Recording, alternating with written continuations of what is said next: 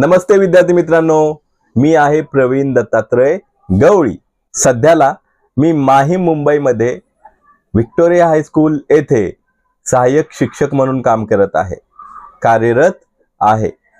विद्यार्थी मित्रांनो, मागच्या आठवड्यामध्ये मला अतुल गायकवाडचा कॉल आला आणि कॉलवर त्यांनी मला विद्यार्थी मेळाव्याची बातमी दिली, रियुनियनची बातमी दिली आणि त्याचबरोबर मला इन्व्हिटेशन सुद्धा दिलं। इन्व्हिटेशन ऐकून मला खूपच आनंद झाला, पण मनामध्ये कुठेतरी खंत झाली। खंत यासाठी झाली की मी ह्या कार्यक्रमाला उपस्थित राहू शकेन का नाही याची मला शाश्वती नव्हती।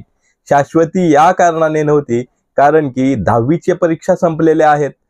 10वीचे पेपर चेकिंगसाठी आल्यामुळे रजा भेटणं हे खूपच कठीण आहे। त्याचबरोबर रविवारी म्हणजेच 23 तारखेला भारत सरकारने आयोजित केलेली निपुण ही परीक्षा आमच्या शाळेमध्ये होत आहे, त्यामुळे सुद्धा रजा भेटणं खूपच कठीण झालं होतं। त्यामुळे मनामध्ये थोडीशी खंत होती आणि पाल चुकचुकली की मी हा कार्यक्रम अटेंड करू शकेल का नाही। हा विद्यार्थी मेळाव्याचा कार्यक्रम अटेंड करण्यासाठी खूपच मी आनंदित होतो, उत्साही होतो, पण ह्या कारणास्तव, ह्या अपरिहार्य कारणास्तव मला तिथे उपस्थित राहता आलं नाही, पण माझं मन तिथं जरूर होतं। विद्यार्थी मित्रांनो, मी तुम्हाला खूपच कमी कालावधीसाठी शिकवायला होतो, पण खूपच चांगले असे अनुभव मला तिथे प्राप्त झाले। त्या अनुभवातून मला भरपूर काही शिकता आलं।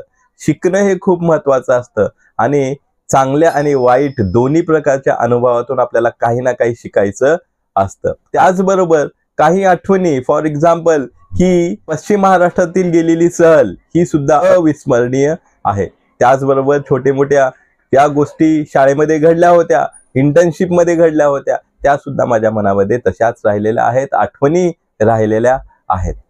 विद्यार्थी मित्रांनो, तुमचा वेळ जास्त न घेता मला इथे एवढंच बोलायचं आहे।